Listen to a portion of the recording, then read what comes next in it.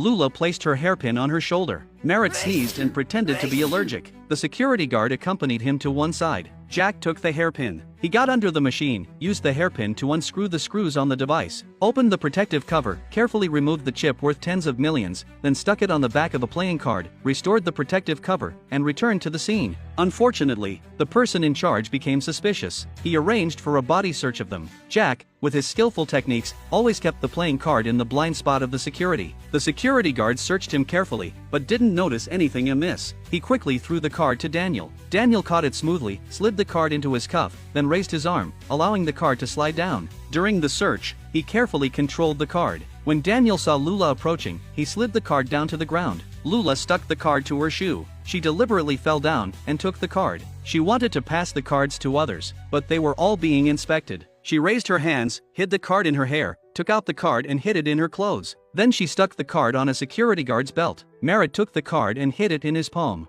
then pretended to cough, bit a rubber band and put it on the card. When being inspected, he put his hands close to Daniel. Daniel quietly pulled the rubber band in Merritt's hand. The card was pulled over into Daniel's hand. However, this scene was seen by the security guard, who took Daniel aside for a separate search but still couldn't find the card because the color of the card was the same as that of his clothes. The card was passed to Merritt, then to Luna and then to Jack. But if they want to leave, they have to go through a security door. Jack threw the card backward. Merritt behind caught it and hid it in his hat. Jack passed through the security door. Next was Daniel, and then Lula. Merritt reached the threshold. He took off his hat and retrieved the card inside. Jack asked the security guard for his wallet back. Because the alarm went off when he entered, the security guard searched him and took away his wallet. Daniel made a noise to attract the guards. The security guard returned the wallet. Merritt threw the card. As the wallet set off the alarm, the card flew by. Lula hid it. Merritt passed through the security door. Thus, the chip was taken out.